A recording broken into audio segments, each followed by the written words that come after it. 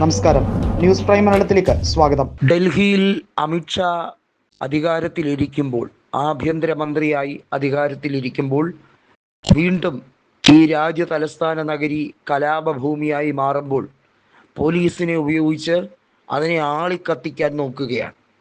നമുക്കറിയാം, സമാനതകളില്ലാത്ത കലാപം ജാമിയ മിലിയ സർവകലാശാലയും അതിൻ്റെ പരിസരവും കലാപഭൂമിയായി മാറിയത് അമിത്ഷാ ഇരിക്കുമ്പോൾ തന്നെയാണ്, ആഭ്യന്തരമന്ത്രിയായി ഇരിക്കുമ്പോൾ തന്നെയാണ്. പൗരത്വ നിയമ ഭേദഗതി വിഷയവുമായി ബന്ധപ്പെട്ട് ഈ രാജ്യം മുഴുവൻ ആളിപ്പടരുന്ന പ്രതിഷേധ ജ്വാല തീർന്നപ്പോഴും ഈ അധികാരികളെല്ലാം അവർ പുഞ്ചിരിച്ചുകൊണ്ട് ഈ സമര നേതാക്കളെ മുഴുവൻ രാജ്യദ്രോഹികളായി മുദ്രകുത്തി അതിനെതിരെ ബുൾഡോസർ രാജ് ഉപയോഗിച്ച് അവരുടെ എല്ലാം ഭൂമി കയ്യേറി അവരെയെല്ലാം തെരുവിലിറക്കി വിട്ട ദേശീയ സർക്കാരാണിപ്പോഴും അധികാരത്തിലുള്ളത് എന്ന് ഓർക്കണം.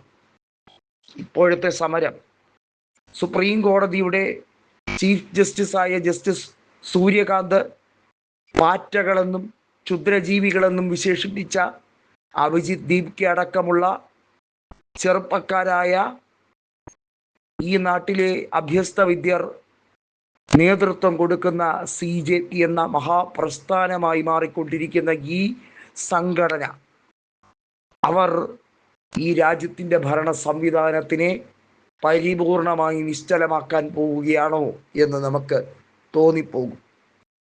അവരെല്ലാം ക്ഷുദ്രജീവികളാണെന്ന് വീണ്ടും ആവർത്തിച്ച് പറയുന്ന അധികാരവർഗം. നമുക്കറിയാം, കർഷകർ എന്നത് ഈ രാജ്യത്തിൻ്റെ നാഡീഞരമ്പുകളാണ്.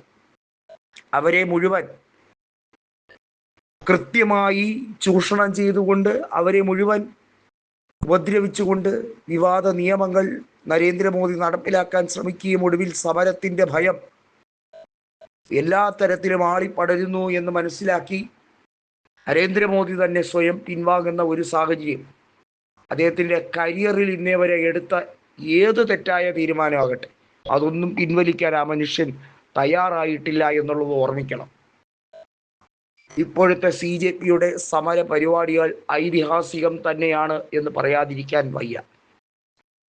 മറ്റൊരു കലാപത്തിന് രാജ്യ തലസ്ഥാന നഗരി സാക്ഷ്യം വഹിക്കുകയാണ് എന്ന് പറയേണ്ടി വരുന്ന അവസ്ഥ. ഒരുപക്ഷെ മണിപ്പൂരിൽ BJP പരിപൂർണമായി സഹകരിച്ച് നടപ്പിലാക്കാൻ ശ്രമിച്ച വംശീയ കലാപ പദ്ധതികൾ, അങ്ങനെ തന്നെ പറയേണ്ടി വരും. ആ പദ്ധതികൾ, അതിൻ്റെ മുറിവ് വടക്കുകിഴക്കൻ പ്രവിശ്യകളിൽ ഇന്നേ വരെ ഉണങ്ങിയിട്ടില്ല.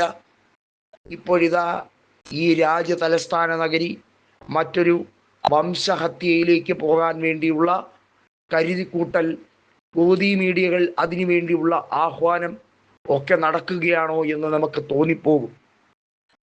ഈ രാജ്യം പൈശാചിക നടപടികൾ നടത്തുന്ന ഭരണാധികാരികളുടെ കയ്യിലായതുകൊണ്ട് തന്നെ ഏത് രീതിയിലും എന്തും പ്രതീക്ഷിക്കാം. ഡൽഹിയിൽ കർഫ്യൂവിലേക്ക് പോകാനും അടിയന്തരാവസ്ഥ നടപ്പിലാക്കാനും വേണ്ടിയുള്ള ശ്രമമാണോ എന്ന് സംശയിക്കണം.